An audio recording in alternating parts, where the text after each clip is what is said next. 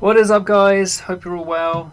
Coming back here with another tutorial video based off one of the requests from one of the Facebook groups. Can't quite remember which one, actually. I have to check when I get back upstairs. To take a look at configuring tilt and, well, nudge, I should say, with VPX. And I guess other simulations, but VPX is the one we'll be focusing on, as that's a little bit more involved. It supports analog nudging, whereas some of the Steam games are only kind of button inputs.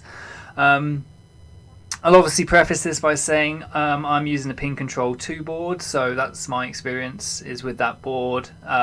You obviously have got other devices, input devices, your mileage may vary and you'll have to tweak this device accordingly, but this should at least give you a kind of approach that you can look at, as well as some advanced kind of hacks and tweaks that I had to do with my particular setup just to get things dialed in the way I want it. It might not be perfect, and people have different opinions about how arcadey you should make the experience and how much you should go for realism, so that is something to bear in mind as well. But the purpose of this video is basically going to be for me to info dump everything I know about this topic. Haven't scripted this out. This is going to be kind of on the fly, so there'll be some pausing and splicey at the end to get this all into one video as I move between the various views, because a lot of what I'm going to be showing, I'll just have this back glass view that I've got now, and then I'll show you some of the emulators as well. So with that being said, let's get cracking. The first thing I want to point your attention to is what's on screen here, and this is a handy app which I'll link in the description. It should still be up there somewhere. This is something I got into from Flight Sims, but it's called DIView. This allows you to go in and see any kind of access that you have for any USB device that's connected. So if I click on the config window here, you can see I've got various things plugged in, a couple of 360 pads, mouse, and my Arduino Leonardo is the Pin Control 2 board itself, and you can see there's various axes assigned to it, and also keyboard, which is handy. So the way this equates on the view here is, as soon as you select your device, you'll see the various inputs. The Z-axis there being my plunger, you can see it's actually coming up as the rotation axis as well, but the ones we really care about for, of course, nudging are the X and the Y axis of your device. So the X-axis being the wiggle here, you can see it left and right as I slightly shake the cab, and the Y-axis being the front tapping. Again, if I bump the tap, sorry if that's loud. What we've also got up here is the keyboard buffering. So my controller board will not only send these analog axis out to Windows, it will also send buffered keyboard outputs. So if I pick the mic up so it's not too loud, but I'll slam the cab one way, you can see what's happened here. It's actually gone back on itself, but it's nudged the MagnaSave. But you see it sent the L key down and the L key up, the R key down and the R key up. If I try and do it a bit more gently in the other direction, oops, there you go, there's L on its own, there's R on its own, and then forward will be a space. There we go, little hip slam there. T is tilt, which means inside my cab I've got a tilt bob, and that has gone so far as to tilt the device or send a tilt. So that's, again, the setup that I have. You might have just analog, or you might have just this keyboard. If you have just this keyboard buffered, really this video isn't, you don't really need to worry too much about watching this video, to be honest. It should be fairly simple. We're mostly talking about getting these analog axis right. Now you can see this one's flicking about, but that's kind of that won't get picked up in games, so that's fine. If I pick the mic up again, I'll give it a slam. Note on the X-axis how far this goes. So you see I don't know if you can see that. There's some moderate sort of hit bump, and that's going basically all the way up to near the extremes of the axis there. There you go, get some rhythm. Ladies love it. So when I first got the board, even at its maximum setting, and I note this on screen, even bumping it very, very hard, it would only travel within a short range here. Again, I'll add some graphics on screen, but basically where my mouse is here. So what I did on top of that is basically a little hack to allow this full range of motion to be read in Windows. So it goes almost up to the extremes now, which I found for me, for my setup, was key to getting this dialed in for Windows. Now, I don't think this is the same for every Pin Control 2 board, and the board itself is great, so it's not a slight on the board. It seemed to be an anomaly for my setup, and for whatever reason I did this to get it dialed in. If it ain't broke, don't fix it. So there's my little disclaimer on that. Getting into that hack then, you may want to kind of gloss over this section because I'd say 90% of people won't need this, but because this is kind of an in order video, if you do need to tweak your axis, I tried a bunch of different programs. There's not a lot out there, but again, the flight simulator community has us covered. There's a very old program, and it's called DXTweak2. I'll again try and link it. If I bring up DXTweak2, you'll see what's going on here. Let's get DIView out of the way. So in DXTweak2, very, very briefly, what you've got is your various controllers, and if I find my Leonardo Arduino board, you've got your Y rotation, your X rotation, and your X and your Y axis. Now you'll see by default this is a linear curve here. Yeah, this graph is a one-to-one motion, a one-to-one mapping of the axis. Well, if you look what I've done on my X axis, I've essentially made this middle area, calibrated it so that it's a lot more sensitive. It will basically extrapolate that range of movement that the raw input from the red is moving in the center of the board, and it will create a wider direct input offset. So if I nudge the cab again, you'll hopefully see what I mean, what this is doing. So you see how the red is moving just a little ways and the black is moving quite a lot. When I hit bump the cap, that is basically why. It was only moving this raw amount of data by default, and therefore I was having to have my settings and things like VPX extremely high, which were causing me all kind of hard to get it dialed in basically, because I was having 200-300% nudge ranges in VPX, which is something we'll come on to in a minute. So that being said, DXTweak2, to set this up is all very simple. What you're going to be doing is you'll come in here, dead zone I don't use, but center stays at 0, and the minimum and the maximum ranges, you're essentially going to make them less than the default, which I think the default again was like 65555 or something. You'll play around with this until when you're bumping it, you're seeing this x-axis range come at least 2 or 3 times more than the raw input. I should say the direct input being more than raw input. That will allow your device to become more sensitive. I'm not sure if this can be used in the inverse way or not. You might be able to play with it in some way to if you have the opposite problem, but I'd say with the opposite problem it shouldn't be a problem. You'd fix that in VPX. So this is only for devices really where you don't have enough sensitivity on those axes. Then all you do is apply and save it. This will be remembered by Windows when it launches, so you should be good to go. I've done the same kind of deal on the Y-axis as well. If I pick the mic up and bump the cab forward, you can see slight wiggle on the raw axis, but the direct input black arrow is going a lot further, so we're good. Right, with that being said and out of the way, let's get rid of DIView. Haven't really made any changes, so we'll say no to that for now.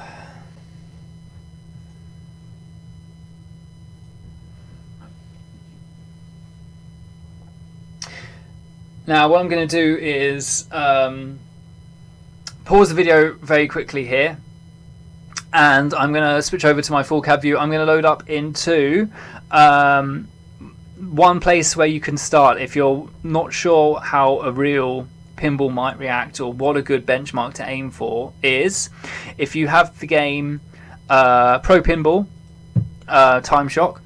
That is one good option that you have in terms of it's working on. I think FX2 might be a good candidate as well. You can use it. Basically, it will only is not supporting analog input. It only supports digital. So left and right buttons will nudge it the same each time. So it's as if, again, for my case, these L and these R commands are what triggers the nudging. But the physics in that game are quite good. So if you want to see something to aim for as a general rule of thumb, that's what that's good for. So we will pause the video right here, and I'll be back with you in Pro Pinball. Okay guys, so loaded here into Pro Pinball Time Shock. Now you can see the ball's resting here in its position on the bottom right hand corner. What I'm going to do is start nudging the table, and you can see again this is sending the key commands, and you'll see how it reacts. So we'll start with space, which is bumping forwards. That's the kind of level of nudge that's, again, you might want to kind of aim for somewhat realistic. I'll do this a few more times. If you don't have the game, you can use this video to kind of get a feel for it. So in space.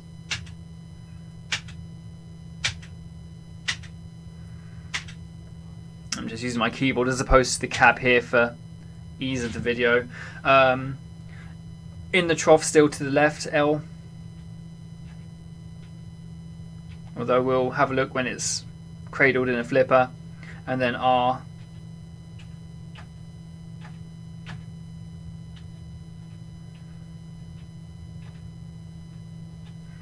Okay, so I'll launch the ball and I'll try and get it trapped.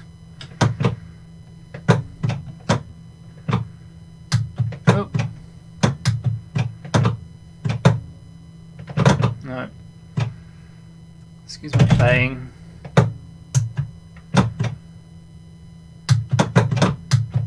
There we go. So got it cradled. I'll use the space bar again. It's going to remind me not to tilt it. So that was the space. You can see the bump there. We'll do L quickly. There's L. There's R. There's space again. There's L. There's R. And I actually hit the wrong button. I've gone back into pin-up system. So never mind. This will reboot back into Bobber. Nevertheless, you get the idea. And hopefully from that video you'll be able to see that's the kind of range of movement is what you're looking for. It's not a insane bump, but it's a good general kind of nudge. What we'll do then is go into the configuration table for visual pinball, and I'll show you how you approach setting this up. So again, bear with me one sec, I'll splicey this video. Alright guys, so in Visual Pinball, and we're in the nudge test and calibration table. This is a table specifically designed for this. You can see the ball's already rolling when you boot things up, which they'll kind of do. Now the physics here are extremely exaggerated so that you can start to get things dialed in. And it'll launch balls and it will allow you to test the nudge. If you can see down the right hand side, you've got the instructions for how to use this thing. So it's kind of like the POV table, if you saw that video that I did. You can use the flippers to adjust settings and the MagnaSaves to select settings. So if I scroll down, I'll show you what I've got set up at the moment, and I'll wiggle it for you. So gear and shaker is not really going to be part of this video. It's the DOF tests. So Y max range, that's going to be again for the Y axis, which should be your forward axis normally for hip, lunging forward on the table. That's going to set the maximum range that it can bump it in. So to give it a quick bump, and again this is exaggerated, but it will not go further than that range. So if you're finding things are going miles in one direction, that's the setting you maybe want to curtail down to. This is a percentage, so I got it 90%. X max, same kind of thing. Going in the X axis, if I was to bump it in one direction, X axis, it will only move it so far and no further. Tilt sensitivity, again leave that standard. Dead zone, this is useful if you've got a little bit of flicker. So if you look on my, for example, my axis, you can see it's flickering a little bit around the y-axis and the x-axis, but there's a dead zone applied, which I've left it at 5, which means very, very small wiggles might not be, I'm wiggling at a very, very tiny amount, that might not be picked up, but slightly firmer wiggle and it's still going to move the ball a little bit.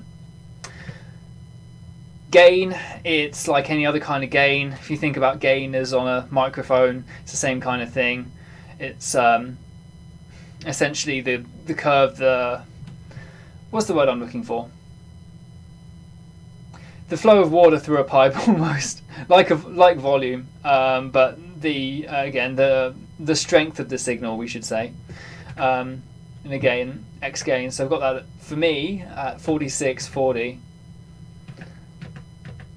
and then that's essentially it. We're back to normal. The way we'll go about this is you'll launch a few balls,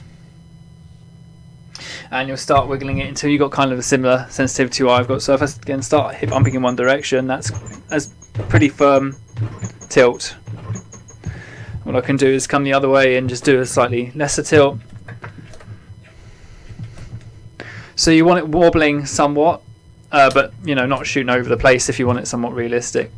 If you play a real pinball, when you see a ball coming, it takes quite a swing of the table for things to actually be reacting. You could set this much further if you want, and have it more of an arcadey type feel, which is how I had it to begin with, but I dialed it back a lot because I then decided I liked it a bit more realistic. What you'll also see is in the bottom of this table on the left and the right hand side, you've got these indicators. So as I bump it, it's not doing it now for some reason.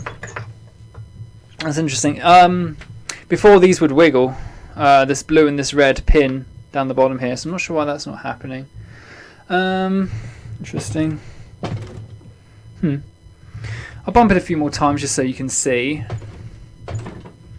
So that's bumping it forward. Have my Y set a bit more than my X, but you'll see how these settings correlate in VPX in a minute.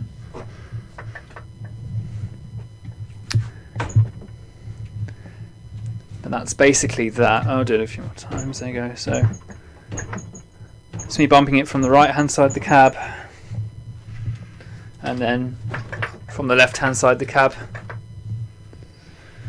Okay, so once again I'm going to back out of this. I'm going to jump into Visual Pinball front end, and I'll show you the settings in Visual Pinball. Back in a sec.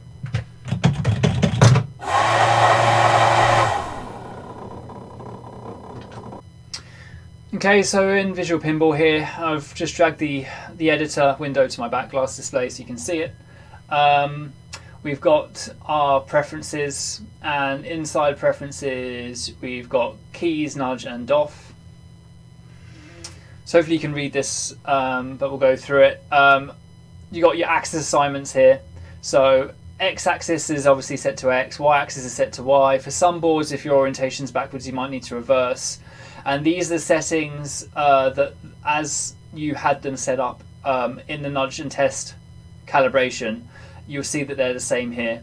So what I've, for my setup, set my X max to is 60, my X gain is at 40, my Y max is at 90 for nudging forward, and my Y gain is at 46 with a dead zone of 5 and a plunger of Z. It's all in this area, there's not much more to say. The legacy style non-realistic keyboard nudge is basically just that, if you want keys to trigger this for nudging. So say you only have the L and the R buttons, left and right nudge here, you'd bind these keys over in this left hand area of the config and you would tick that option. Enable nudge filter, mainly for analog additional board setups. I have this on, but play with it for your setup. Enable analog nudge, of course, needs to be on for an analog board. And normal board mounting orientation is another way that you can, instead of reversing things, or if you have this, I think this is if you're 90 degrees offset or something, you don't have to then rewire your cabinet, you can come and do it all in the software. Although I would recommend having it set the correct way to begin with. You'll see my tilt sensitivity is set to 0. That's because I've got an actual physical tilt bob in my cab, so it's only going to trigger when that physical tilt bob gets, when the metal of the tilt bob touches the ring. And again, there's an accelerometer rotation for that if you've got an unusual board mounting orientation. So those are settings basically you need to be aware of in VPX. So what we're going to do finally is load up a table and just take a look at how this looks in game.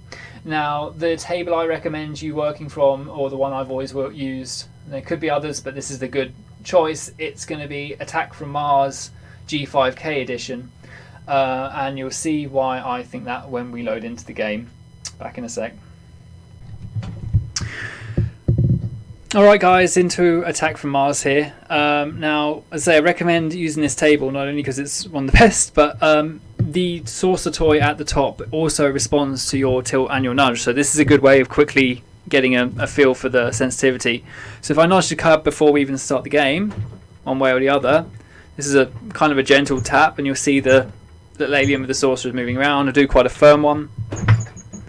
So that's kind of the maximum as you're going to have for tilting. That's me hip slamming the device. We'll do forward as well for you, although it's going to be less of an impact due to the physics on the toy.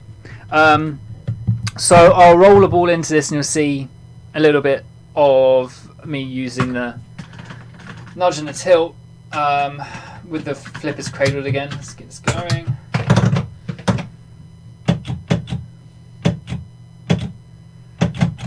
You can hear the game's muted because the mic's plugged in, but the slow noise are going there. So I've cradled the ball, and I'll again just tap forward.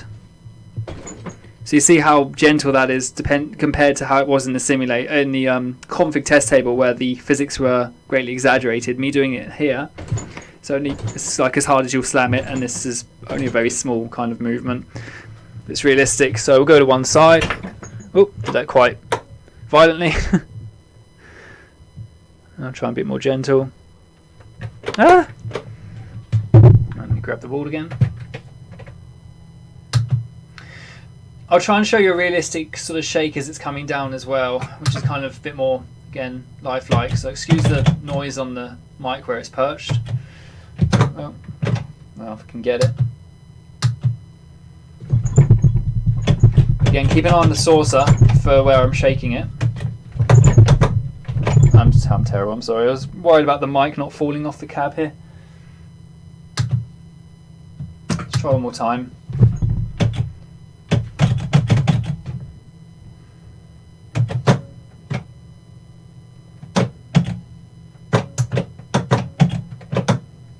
There's the ball. So we're doing some little smaller bumps. It's going to sound loud to you, but that was actually quite small. Let me pick the mic up. We'll bump from, again, the other side. You can see the amount the ball is moving compared to the amount the alien's moving, and I've tilted it there by going too far.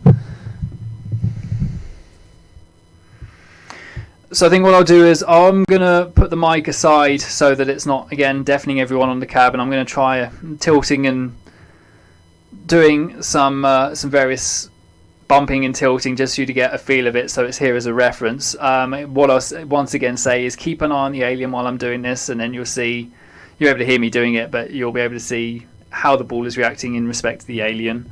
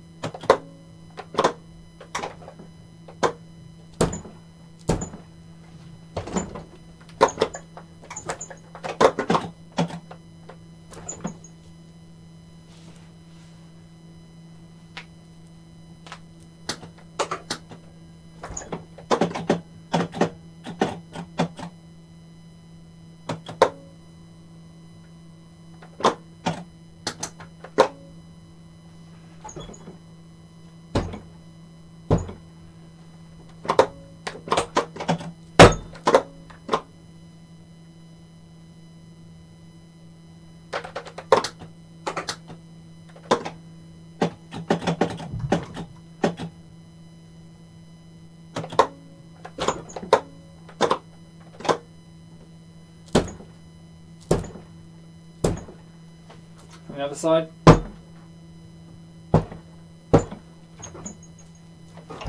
Shaking left and right.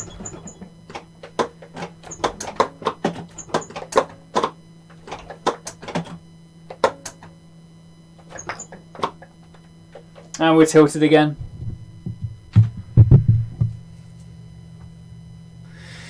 So I think that's pretty much all I wanted to cover on this one. For things like FX3, again, they're just going to be L and R keys, so not really anything too complex in the setup. You just need to make sure that those keys are firing if you want nudge to be working. I think that's about it. Yeah, let me know in the comments if there's anything that you feel I haven't touched on. If there's any questions, I'll try and respond to them.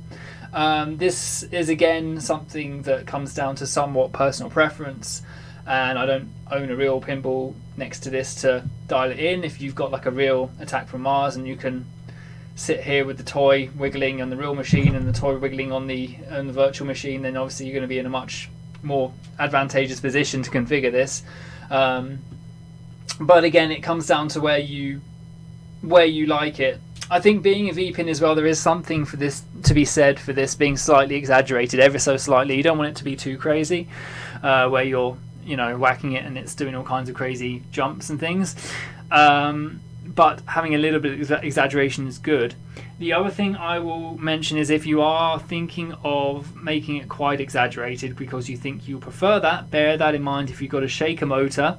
For example, in this game where we get into the strobe multi-ball, you'll find the shaker motor is making you do the fandango, the hoochie coo with the ball as soon as the shaker starts going off. If your options in that case would be either, of course, to dial back down the nudge to a more realistic level, or in your V-pin configuration for that table, you would reduce the shaker motor for that effect if it's giving you that problem. For me, I was having that problem because I used to have the nudge set quite aggressively to more of an arcadey type thing, because I didn't want to be shaking the cab as much as like, okay, I actually want to be affecting the game to, by very slight movements. In the end, I changed my mind on that and made it a bit more realistic, so the nudge isn't as sensitive. But while that was enabled, the ball was literally, you'll see in one of my other videos, the ball was literally vibrating off the flippers here, and it wasn't really playable when it came to strobe multi-ball in Attack from Mars, which obviously can't be having with that.